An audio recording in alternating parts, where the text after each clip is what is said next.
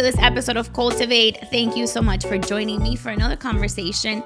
Today, I have a very special guest with me. I have Alex, my husband, joining me.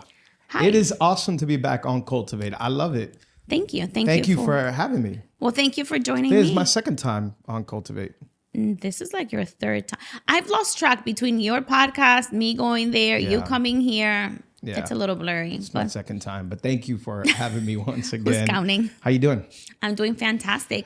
Another week, another day, another podcast. God has been good. It's been amazing. I love your set. I love your episodes. It's been amazing. Thank you. It's been wonderful. So today, for everyone watching, we actually are going to talk about, as we are getting ready to close the year, we're getting closer to December, the end of the year. It's been a long season 1 of the podcast. We are going to talk about things that this year has taught us. So that's why I've invited you. Top things the year has taught us?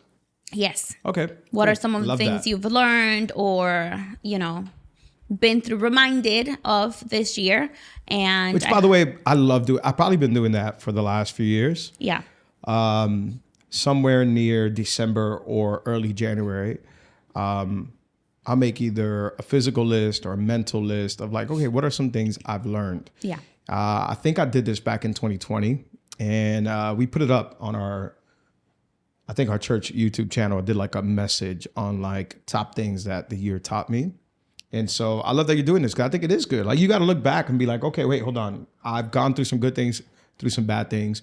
What did I learn? It's always good. If you don't learn something, you're probably going to be bound to repeat it. Yes. And so I think it's good to take a few moments to say, wait, what did I learn this year? Yeah. How can I grow? What areas did I mature in? So I absolutely love this topic. Yeah. So to encourage everyone to reflect back on this year, the good that's happened, the bad that's happened, because there's a lesson in everything. And I think it'll help us to move forward.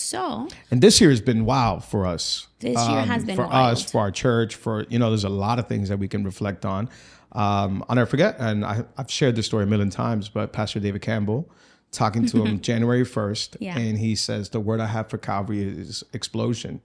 And that's literally what's happened over the past. And we started off the year not laughing at that, but like we kind of made it a joke, not because we didn't believe it, but it was like, the year, we didn't think the magnitude of what it was. And it's not in disbelief either. Just kind of like, okay, explosion, like, cool, I believe it. Right. Yeah, but didn't know everything explosion. Really. That was going to happen. So it's been a year full of so many things. You have a new book. Thank you for the plug. That's amazing. There is a war. You can find it on Amazon, and you can go to Amazon and find his book. There is a war, and it's absolutely amazing. And I've seen you write this book for the past, or started since we got married. Yeah. Almost 15 years ago. That it started with an idea that it's always been in your heart. Yeah, actually, it started when I was about 21. So 20 years. I still remember when I got the idea. I still literally remember where I was when I got the idea.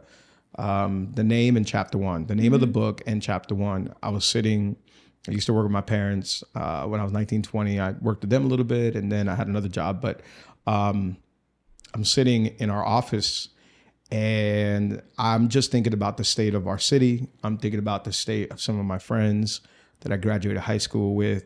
And I don't know, I just kind of felt like this heaviness of a real spiritual war that exists, and how people are blinded. We're all blinded. Yeah. And if we're not careful, we'll waste time and we'll give worship to things that don't matter. And that kind of like phrase, there is a war, there is a war, there is a war, just kept like, hitting my heart over and over. And then I thought about South Beach. That's what I put chapter 1, I put South Beach, and I was like, okay, I got it. And I wrote it down. It's like an old computer. This is like 2005 or something like that, 2006. And so I wrote it down in whatever computer I had. There is a war. Chapter 1 is going to be South Beach. That's right. But then, life goes on and you get busy, and I'm 21, 22, whatever. Then we meet, we get married. And so I've always had like in the back of my mind, never thought I would really maybe actually, like, you have ideas and a vision, maybe, okay, maybe I'll write a book. And I did have it as goals that I wanted to do in life. I remember there was this one year where I made a list of things that I wanted to do in my life. I don't know where that list is, but I had like 20 things that I want to accomplish in my life before I'm old and gray and 99 years old. And one of the things was like, I want to write this book. But one of the things that I love about watching the process is your approach to it, which has been, it's easy to have a dream and feel like, oh yeah, it's just something I want to do, but it might never happen. Write a book for what, for who, how many people are going to buy it. I'm not like a New York Times bestseller. Like, you can get in your head about those things, but I love your approach that has been very much, I want to do this because it's a dream God put in my heart. I want to do this because it's something I want to leave behind. It's a legacy for my family, for my children. So it's pushing aside maybe doubt and pushing aside a little bit of maybe even fear or just limitations we put on ourselves. Like, who am I to do this or X, Y, or Z, and just doing it because you really believe that that's something God placed in your heart and being bold enough to just do it. Do it because you're obedient to God and do it because, it's a dream and do it for yourself and for your family. Yeah, well, tying it back to things I've learned this year, I would say one of the things is believe. Yeah. Believe that if God put something in your heart, you could do it. Yeah. You could accomplish it regardless of what happens, X, Y, or Z.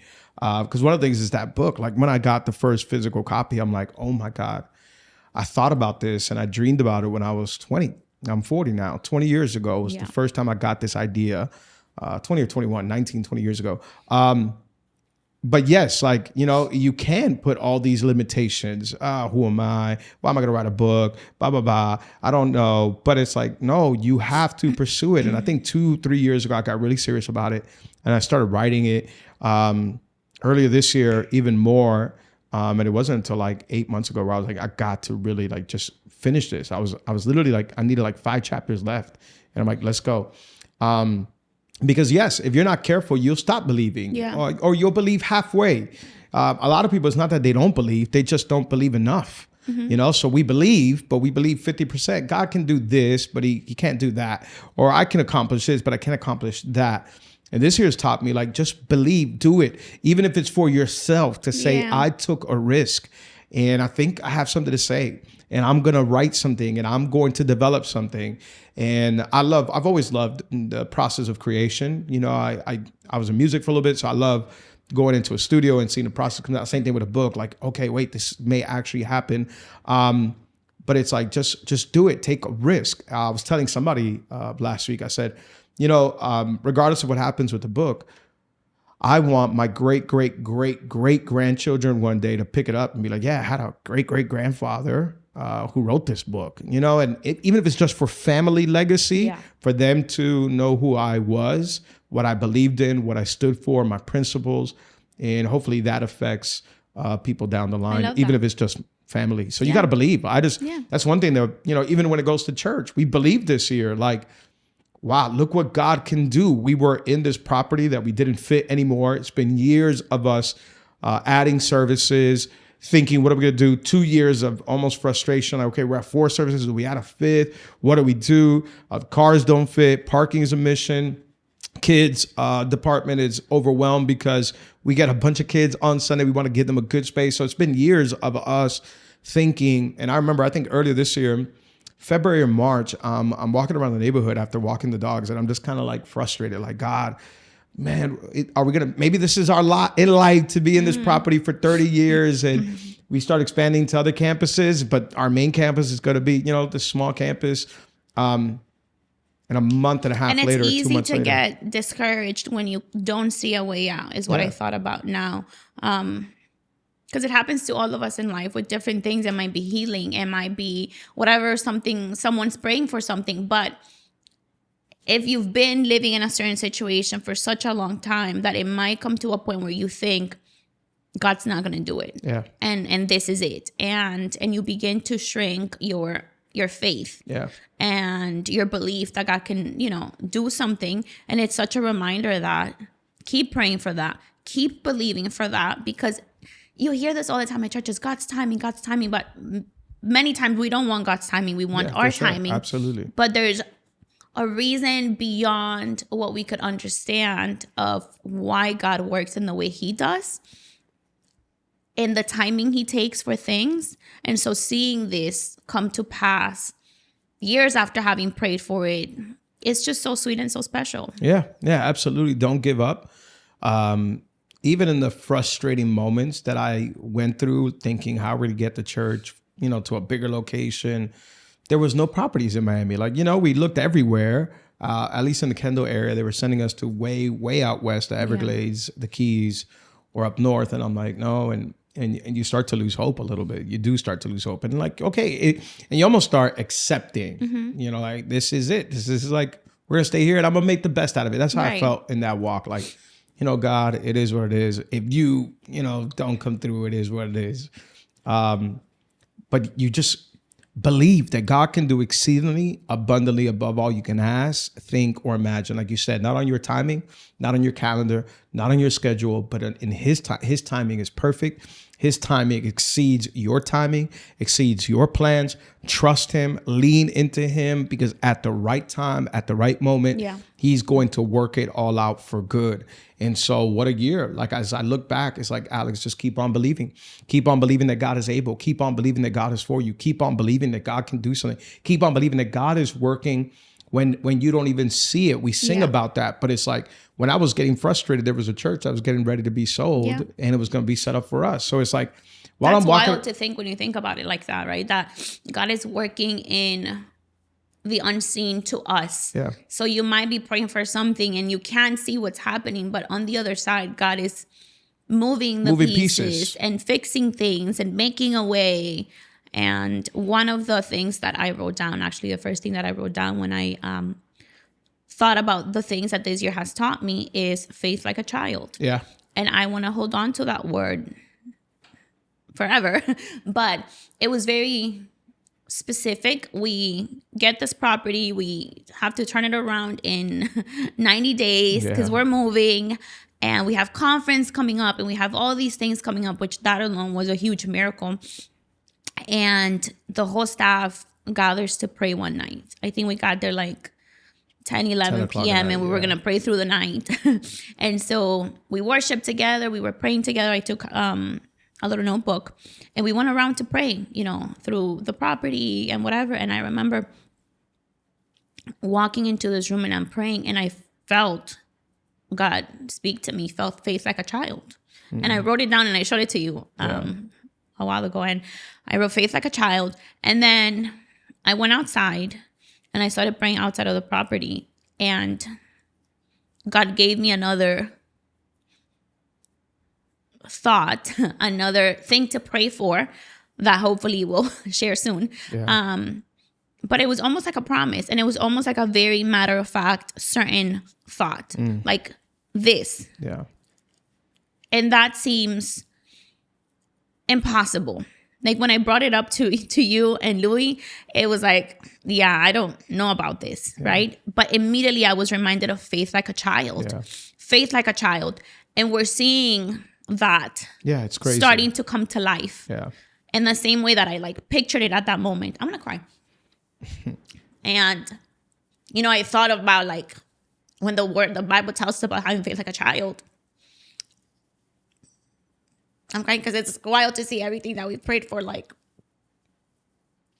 even the wildest things. So when we read the word of God that tells us to have faith like a child, I think of Arya or any kid, if anybody has kids. Your kid will ask you for, I want that. They don't care how much it costs. They don't care how you're going to get it. They just want it. When we would go maybe to Disney with like our nieces and nephews, Mommy, I want this, I want that. They just want it. They want it now and they'll cry if they don't get it. Not counting the cost. And I think it's the same thing for us. It's like God has invited us to have faith like a child. Yeah. In those moments that it feels like it's too big, like it's impossible. Yeah, but be like a child who does not count how much it is, how difficult it could be, how crazy it may sound. It's like God is telling us have faith like a child. right. And I want to hold on to that and be like, yes, God, and go back to all the different times, not just with church, but in my life, where things that I thought have been impossible, He's made them possible. Yeah. And so that's one of the things that I tell people all the time, I think my wife has more faith than me. And you know, you're stronger in your stance as far as like, no, wait, God's gonna do it. I can waver in my stance, and I laugh at myself. I'm a big faith person. Like when I was 19, 20, I'm writing down all these goals of what I want to do in life. And I got to find that paper somewhere. I've had, 18, 19, 20 things that I wrote down of what I want to do, what I was talking about earlier, all these goals. So I have big faith to believe. But then, rational thinking comes in. My intrusive thoughts come in. My every kind of thought, like when we were having grand opening Sunday, I'm like, okay, we just spent 100 days turning this building around. It's been nonstop. It's crazy. And I still will have the audacity to think, will anybody show up? And you're very much like, come on, it's gonna be an amazing day. Yeah. It's gonna be phenomenal. Everybody's coming. It's gonna be awesome. And I'm kind of like, oh my God, is everything gonna be okay? Like, so I have big faith. I start with big faith, and somewhere along the middle, I let my rational thinking. And I feel like this year, that's why I put believe. Like God has taught me to believe again. It's just like, don't let those intrusive thoughts, don't let those faithless thoughts take root in your life. And I feel like God is, just to put it plain and simple, has almost like been slapping me all year long. Like, Alex, shut up, believe. Just believe. Keep on believing the way you were when you were 18, 19, 20. Keep on writing down big goals, big prayers. Pray big, bold prayers. Keep on believing, because this year it's been like, Pastor David Campbell was absolutely spot on. Okay. It's been the year of explosion. It's been, we went to 4 services, then thinking about a 5th. Then we found the property, then the book, then the conference, then the grand opening, where I'm just like, wow, this year has been wild. Like, believe that God wants to exceed your prayers. Yeah. God doesn't just want to answer your prayers. God wants to exceed them, but you need some faith. You need some expectancy. You need to believe. And I've always believed, but again, in the journey, you start rational thinking. You start, where you're kind of like, you do have that faith of a child. Like, no, let's go. And it's faith that moves God. Yeah. When we, in the Bible, we read so many stories about faith being what makes the difference. In God moving, in Jesus doing something, it's faith. So it's not just, I'm praying, or it's not just doubting whatever is happening, is having faith to believe that it can actually happen to you. Yeah. That healing can be for you, that restoration can be for you, that freedom belongs to you, and not quitting in the process, and not quitting when things get difficult, is that faith like a child that keeps going, mom. My daughter does this all the time. Yeah, mom, mommy.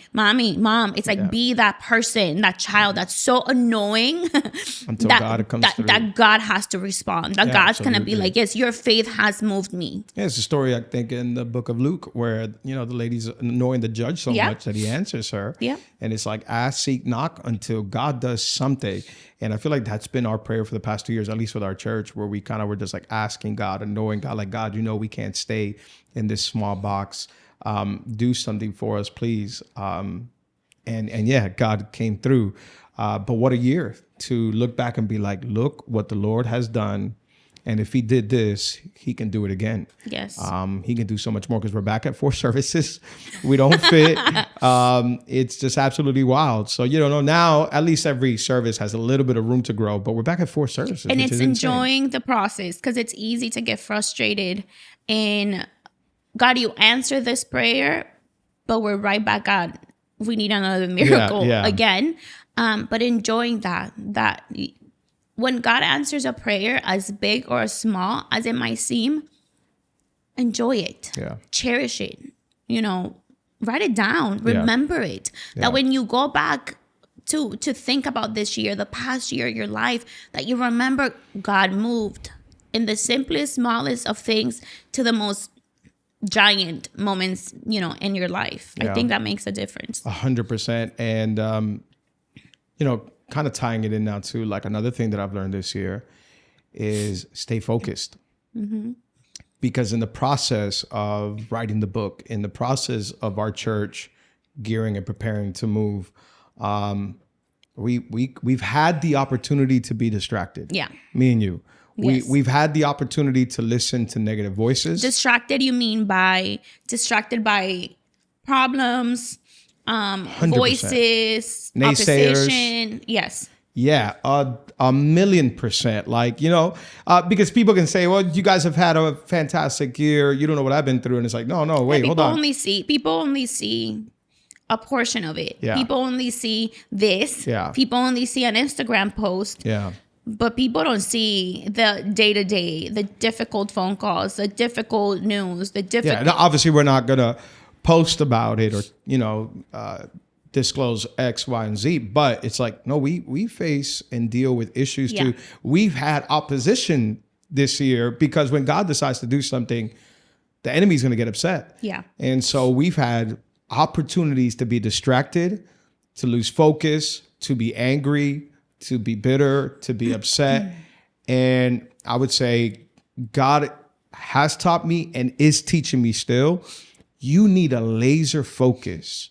When you want to do something in life, when you know God is with you and God has given you an assignment, you need a laser focus. We were talking about this the other day. Like, I understand now what it is to be laser focused and be like, I'm turning off the noise.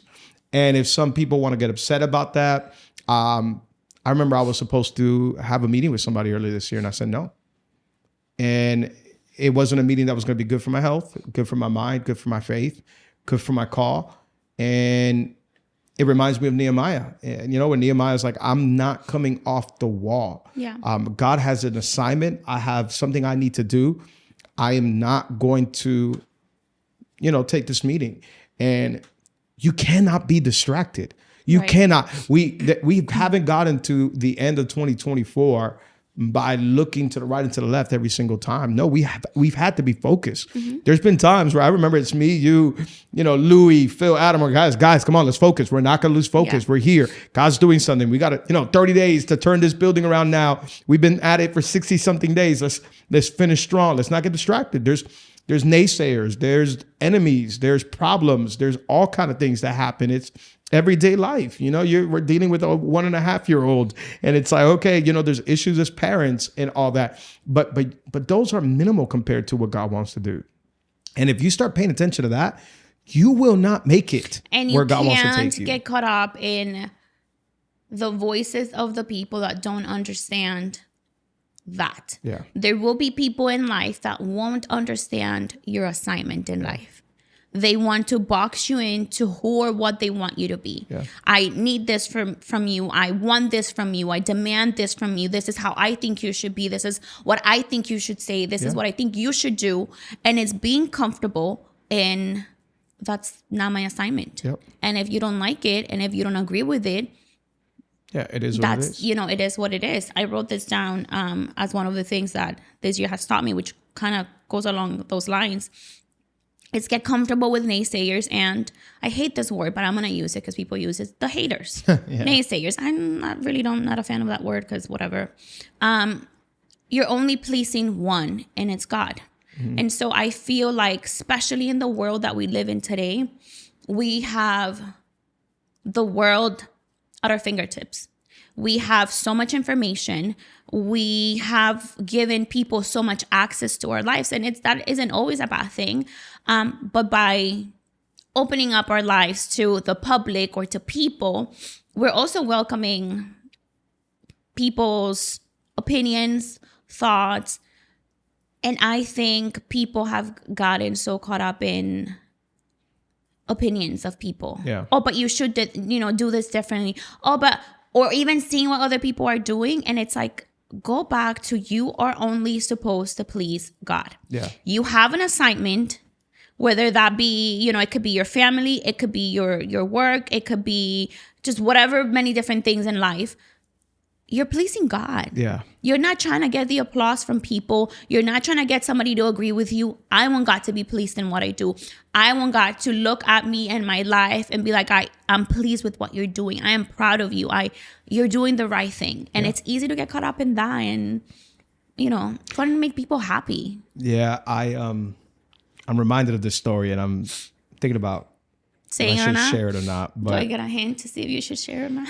no, I don't know if you're gonna know what I'm talking Oh, about. okay. Once I say Yeah. it, you're gonna know. But it's not a big deal. But I remember when we became lead pastors, we started making some changes in the church, and we made slow changes because we realized, it's A big change already. a big change already, all of that. So we decided to be maybe a little too slow with some changes. So again, when I talk about us making changes, they weren't radical changes or too fast, but we did make several changes at the beginning. And I remember there was this one Sunday where this one lady got so upset at some of the changes that we announced. I don't know what it was, but it was minimal. It wasn't nothing crazy. And, it's 2016. So that was the year that Trump and Hillary were going up for the election. Yes, he has the walls, the bridge. Yeah, all of that. But no, not only that. Okay. I know what you're talking about. Yes, I got it. Yeah, Diana's talking about, I did a teaching on not building walls, on being people who build bridges. And this lady made it political. And it's like, this is not political at all. I'm literally going to Ephesians talking about, anyways. But yeah, so she sent a nasty email and it's like, no, I'm more conservative than you think. So anyways, no, that one Sunday, this lady left the building and she called me Donald Trump. Oh, you're like Donald Trump changing everything. And I remember I was like, oh my God, first and foremost, I'm saddened a little bit that this lady doesn't understand some of the changes that we're making.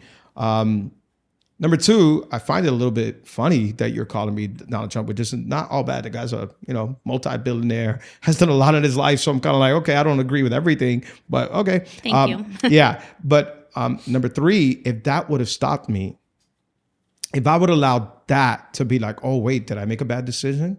I'm so sorry. I didn't know I was going to offend you. Like if that would have paralyzed me, we would not be sitting here in 2024. No.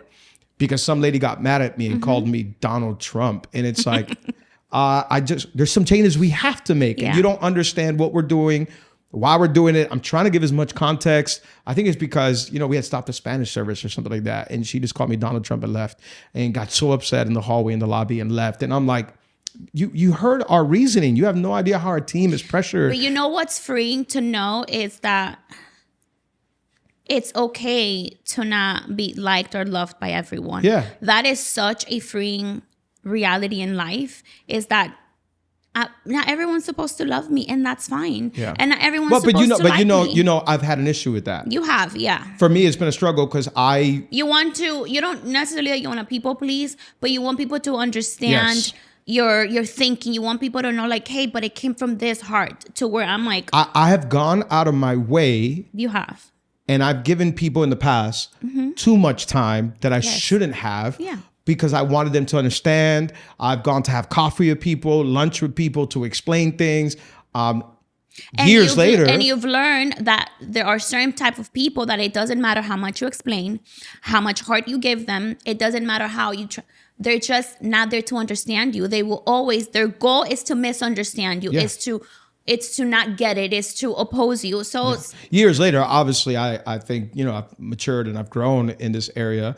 This is the most comfortable I probably have felt in not caring. Like you are really good at that. And I've learned, and I'm almost getting there, where it's just like, if you don't like me, that's okay. Not everybody's going to like me. Not everybody's going to understand. I'll do the best I can. But I need to be focused, not be distracted. I need to believe that God's doing something. Again, even Jesus, there's moments in the gospel where, Jesus is healing some people. Then he keeps on moving to another town. And it's like, wait, Jesus. And he's like, I'm on an assignment. I got to keep going. Yeah. I got a kingdom to preach. And so I've learned there's sometimes where you got to let some people go. And it's like, I'm moving on to my next assignment, to what God has for me. Because if I stay here, I remember another story. And today's a day of storytelling, I guess. I have stories too. Yeah. I remember this one story where I went to go meet this guy for coffee. Yeah. And this guy, I thought I had a relationship with him that was at a place where we can talk and understand each other. I knew him, he knew me. We weren't best friends, but we knew each other. Yeah. And I felt like, man, so I go have coffee with him and I share with him certain details of what we're going through as a church. I end up spending maybe 2 hours with this guy. Like I gave him a lot of time. He ends up recording our entire conversation. Yeah. and then going to show it to people. And it's like, some people do not care. Some people just are going to do what they want to do. That, again, that was illegal. If we want to talk about legal things, it's okay. But I've learned that was a good lesson for me. I don't need to go down and talk to everybody. I don't need to go explain down yourself to some people. Yeah. I feel like we talk about this all the time. There are people I will give them all my time. There are people 100%. who are building with us. There are people who are invested. There are people, this might sound harsh, but you don't deserve it. Yeah. You don't deserve my time. And so I'm not going to give it to you because I know how valuable my time is. And I know how many other people who are here in the front line, who are here just pouring out their hearts, their souls, their lives to build with me. I have time for people like that. But for people who just choose to not understand me, for people who choose to divide, for people, I just don't have time for that. Yeah. I don't have time for it. And if you don't want to like me, that is totally fine. Like, it's I would say this is so valuable for everybody. Like, you got to take that to your marriage, to your family. You got to protect your time. You got to protect your home. You got to protect your peace. You got to protect what God's doing with your business. Like, you can't talk to everybody about your visions, about your dreams. And I never use that word haters. I hate it. When I used to hear people talk about haters, I'm like, you don't got no haters, man. You got no haters. But there are one or two people. There are one or two people in life that you are going to find along the way that, yes, they are complicated people. They are people who are maybe sent. I really believe by now they are sent by the enemy to distract you, to disturb you, to stop you from opening your business, to stop your business from going to another level, to stop you at your job from getting that promotion, to stop your marriage from getting healthier. There are people who are not on the same wavelength, are not on the same spirit. They are bitter. They are resentful. They want to bring you down from whatever focus or assignment you have. And again, this year, I've just learned you have no time to be distracted. Be careful who you give your time to. Be careful who you lend your ear to. Be careful who you have a conversation with. It's not that we're walking around also on edge. No, we're not. It's discernment. It's discernment. It's just like, no. But you're so that's what happens when you understand this. You're so focused on what you're doing and what you're building and where you're headed that you just don't even have time to stop. Yeah. Like, it's just these faint voices in the background because I'm just moving. Yeah. And if you realize people who have been, that's their call in life, is to twist your words, is to misunderstand you, is to cause I'll division. put it this way. There are some people who would love to twist this down, be like, oh, they don't, they mean that are they saying they don't have time for people, blah, blah, blah. Like, people who have an evil intention are always going to find evil things. People speak from the place that they're in their hearts. Yeah, so there are people who are bitter. There are people who have rejection issues, and they twist everything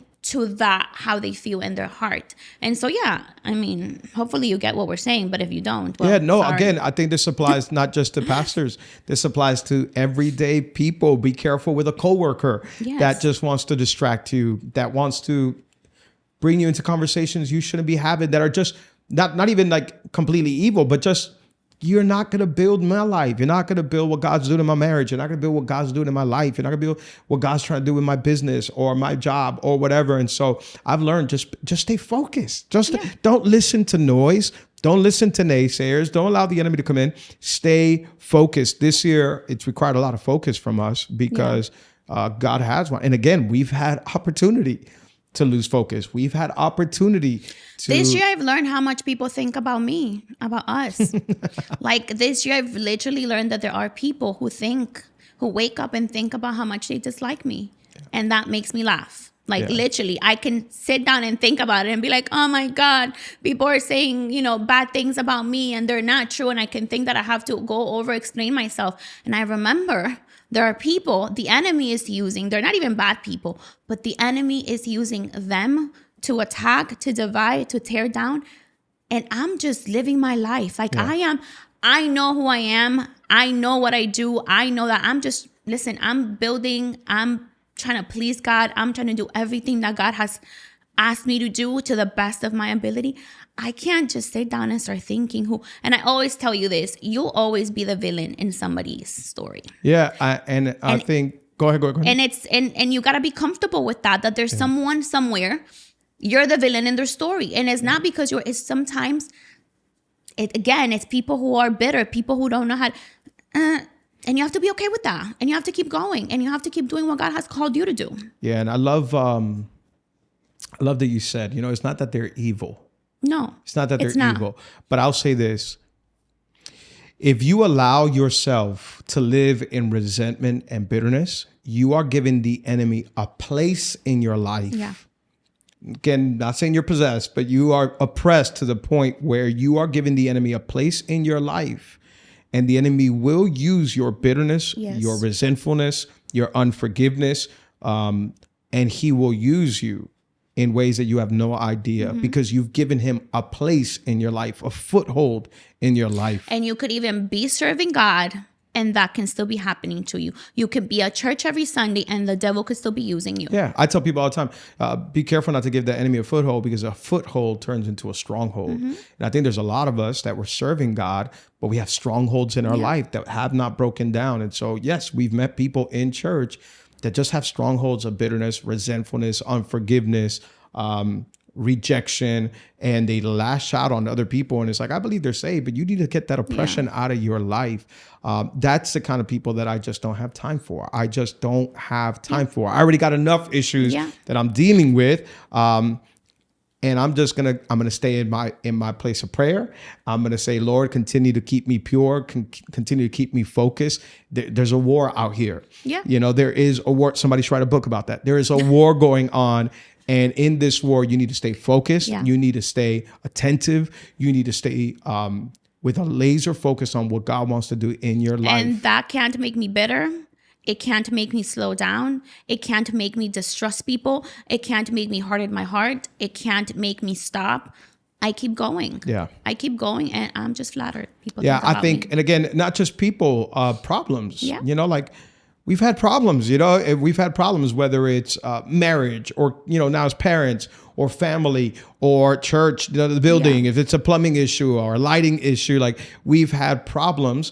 But you got to stay laser focused. Don't let people or problems distract you from the call of God over your life. You keep going because you have no idea what God has for you on the other side. Yeah. You cannot stay paralyzed. I don't know how much time we have, but this can go down another rabbit hole where we were talking about people who refuse to move forward and stay bitter with offenses. Okay, let's do that for part 2. Let's do really quickly. Another thing I've learned this year is to be unapologetic about my values and my beliefs. Especially in the world we live in today, your values and your beliefs will offend people. And because that's just the reality of the world we live in, I've seen so many people back down or not be open or not be strong and bold in what they believe. And I, this year, have believed more than ever, or be more certain more than ever, that I can never quiet my beliefs and my stance on things because someone's not going to like it. Yeah. Because God has called me to be a voice. And the word of God tells us that when we speak God's word, that when we stand for what is right, there's going to be a world and a sea of people who are going to come against you. But in a world where we get canceled, people misinterpret what we say, people twist our words, people now just want to just be okay with everyone.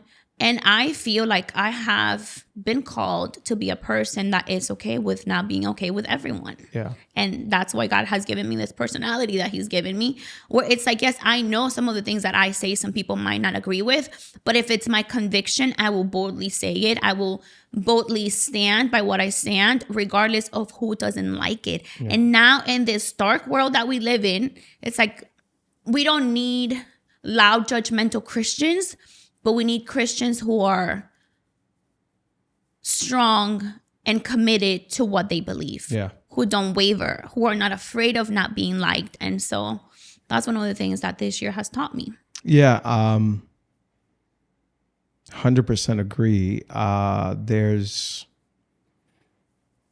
We're living in a world where now you loving someone turns into you judging someone. Mm. Because I love Aria, I'm going to tell her, you cannot cross the street right now. Right. That's out of love, because I love my daughter and I want my daughter to be safe and I don't want her to get in an accident. So I'm going to tell her. And if I have to, grab her and hold her until the car passes by. We're living in a world today where that is looked at as judgmental, wrong, Hate. I'm hateful. And yeah, you have to get comfortable in saying, I don't care what you label it. It's out of love that I'm telling you what you shouldn't do. It's out of love that I'm trying to tell you and open up your eyes to what comes ahead, forward. If you cross this street, you are going to get into an accident. Now we are looked at as bigots, hateful people. And I think Christians, we need to understand we have influence, right? Like we have influence, regardless of how small your social media following may be or your circle of influence. You have influence, regardless of if it's only one person that you have influence over. You may be a single mom raising a child. You have influence over that child. You have influence in your workplace. You have influence with your friends. You have influence with the people around you. And you need to steward that influence carefully, and not waste that influence. And so because God has given us a level of influence, whatever level that is, God has given us all of us influence. You better use that influence for God's kingdom correctly. So I am going to now voice my opinion, and again, it's not going to be in a judgmental way.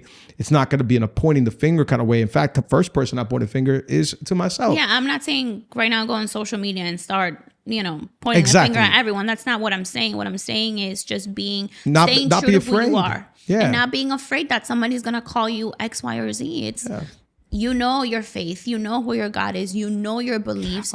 Again, going back to sharing stories, there was a homosexual couple that we were friends with, and I remember we shared with them where we stand on that. Yeah.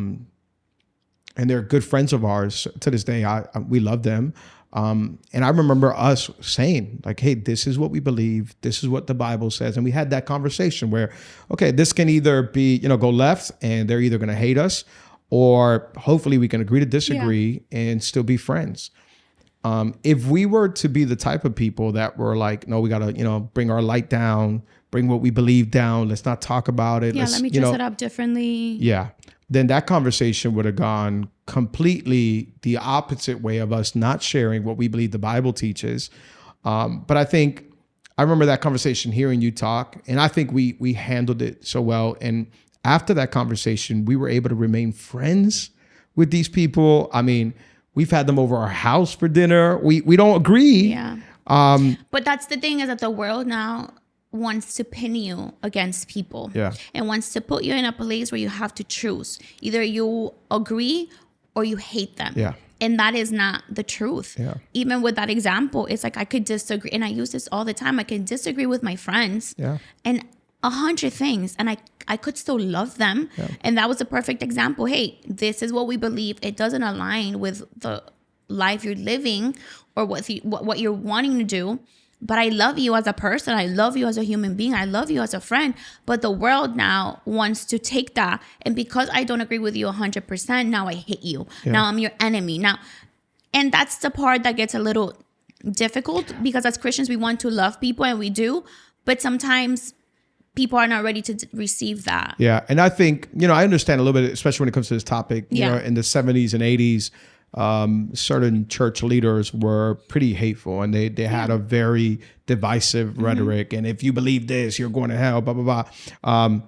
And I think our stance is so much different, where we're being so graceful. Like I tell people all the time, listen, when I open up the Bible, the first person it challenges is me. The first person it confronts is me. The first person it convicts. With any topic. Yeah. I'm like, I'm just as challenged as you are. So every day I'm looking in the Bible like, God, oh my God, there's a mirror. I need to change. Yeah. I need to work on my issues. So never have we been pointing the finger type in any subject. But we are going to stand on what we believe is truth, on what the Bible says. And there are certain subjects we've been louder about this year. And again, in grace, in love, but we're not going to compromise, and we're going to stand for what we believe. As the world gets darker, it's time to, shine our light. And I've actually found that more people respect it. More people are looking for a light. More people, the world is so dark that people are searching, like, okay, does anybody know where to go? And it's like the church needs to be loud. And again, not in a non-judgmental way, but the church needs, there is a way, hey, I found that I was lost and now I'm found. I was blind and now I see. And so I love that expression. I'm just a beggar who found bread telling another beggar where the bread is. Yeah. And so something like that, I probably, completely. Not like that, but kind of. But like it's not, I'm not going to shy away, be timid, or not talk about what I believe the Bible teaches. And again, it's teaching me, and I hope it teaches our community and our city and our world. And so I do agree 100%. Like, this year, you just got to be loud about what you believe. Stand in love. And you could be loud in love. Yes. Yeah, loud in love. Actually, yesterday I was looking at something. So Kid Rock and Eminem are both from Detroit, but they both have different political candidates that they're going for. Yeah. And I just thought it was so cool. They had this interaction where, like, look, we disagree on who we're voting for and who should be the next president, but we agree that we need to cheer for the Detroit Lions. And they're like, let's come together on that. And they had like this moment of like, and that's we're going to come together. And I'm like, why can't we just, do not buy the rhetoric that we need to be divided and that I have to disagree with you. No, we need unity. In a world like today, we need unity. So you may not agree with what I said, but I love you. I'm here. I'll still have dinner with you. I'll have a coffee 100%. With you. I'll have time, for you. But don't believe this lie that just because we may disagree on some subjects doesn't mean we can't be friends. Yeah. But yes, absolutely. Don't shy away. Yeah. Well, this is all we have time for. Oh, we're going to keep going. It's a lot. For now, I know I haven't even got into half my list. Oh my God. Okay. So thank you for joining me. Let's do it. We'll continue part 2. We will do part 2. Thank you so much. I hope that everything you heard it with a heart of understanding, of love, and that you hear our hearts today, and that this inspires you to make your own list of things this year has taught you, even if there's some painful things and you're going to have to sit down and really reflect on those. I believe that as you do, God is going to help you. He's going to give you so much more wisdom, and he's going to get you ready for next year, which will be an incredible year. We'll see you next time.